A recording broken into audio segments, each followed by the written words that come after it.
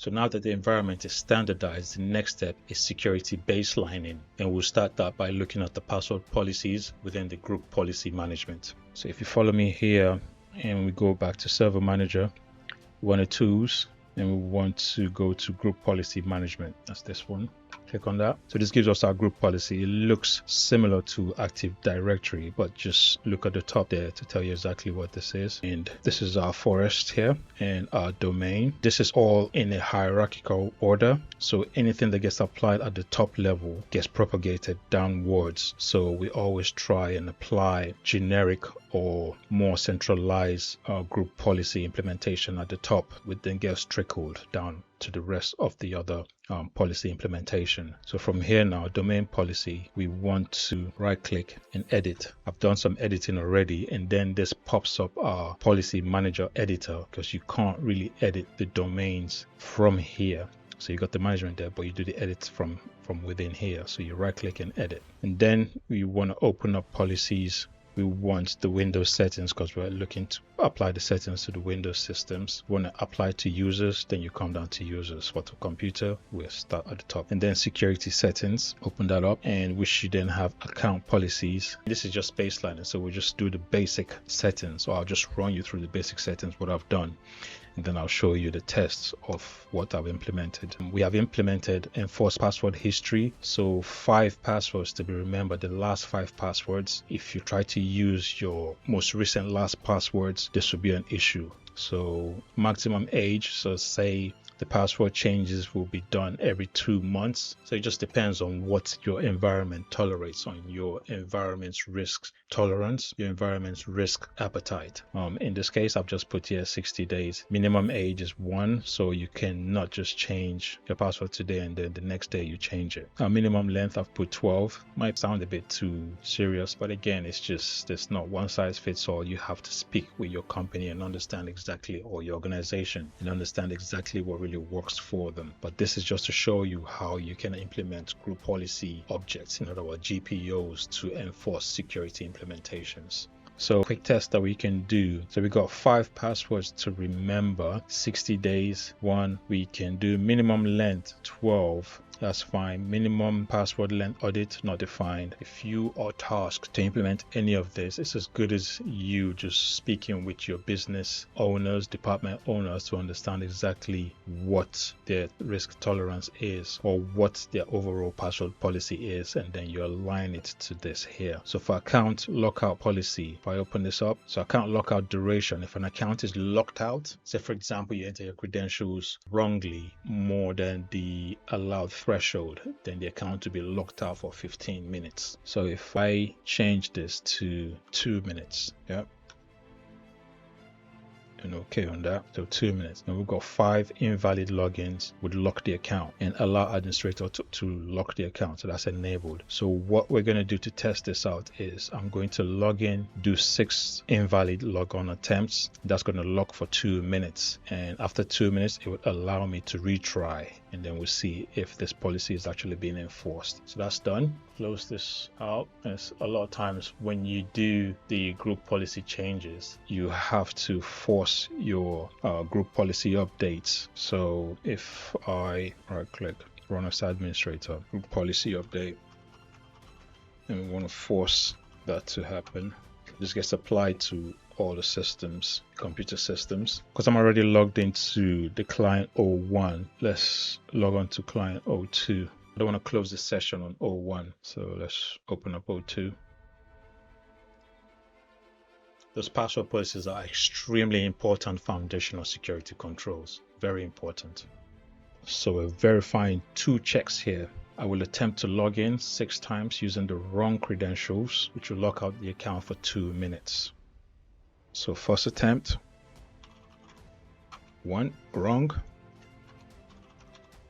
2, wrong, 3, wrong, 4, wrong, and the last one, 5, wrong. And there you go. So that just proves that the 5 attempt is indeed working.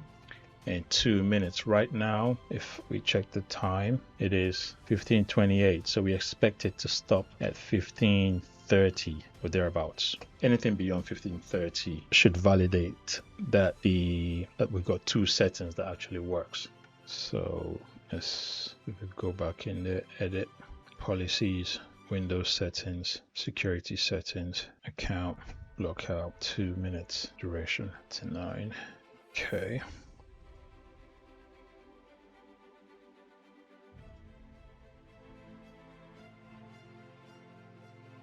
There we go. That's the time, 1530. So again, that just validates that it does work. And then we try and log in again. So it locks out the login window. And then once that time runs out, you can log back in.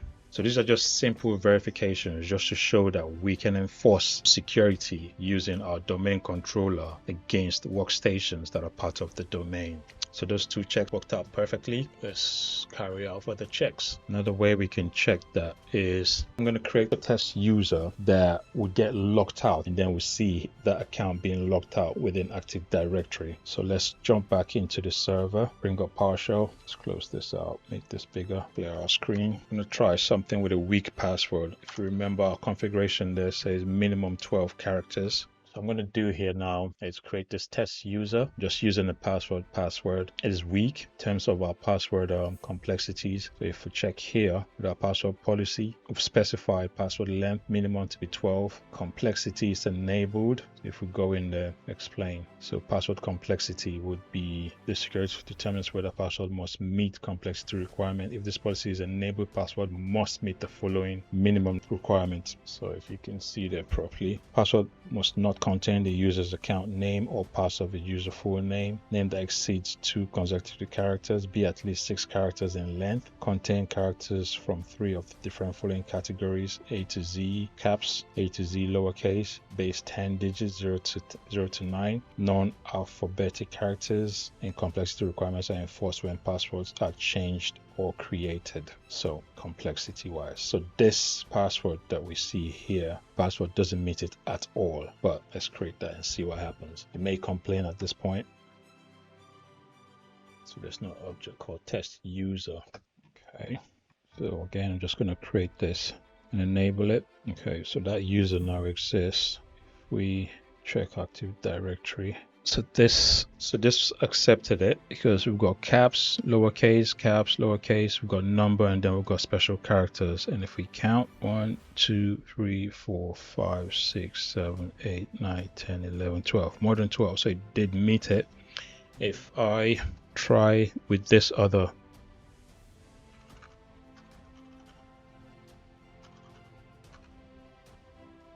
there we go.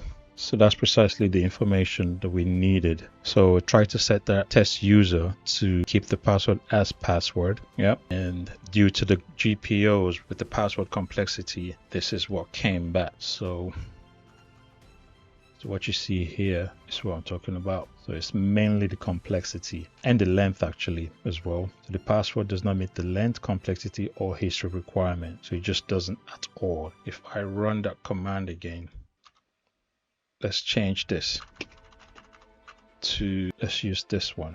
Let's use that one there and say temp pass 1, 2, 3. So you see, and that one worked. Yeah, that worked perfectly. If I then run GP and force that, okay, let's refresh this users, and there's our test user that we just created. Use it to log in, view one, or the user, say test.user. If we test it, nope, test, nope. I just want to lock the account.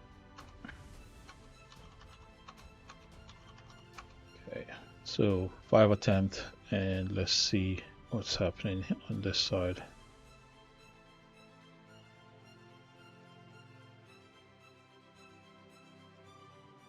There we go. The account is locked.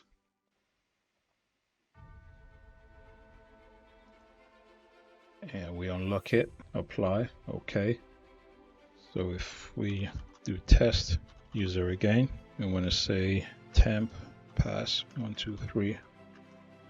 So that worked fine. We can lock account, we can unlock account, log back in, change passwords, and all that's working fine. So we verified that our GPU is working.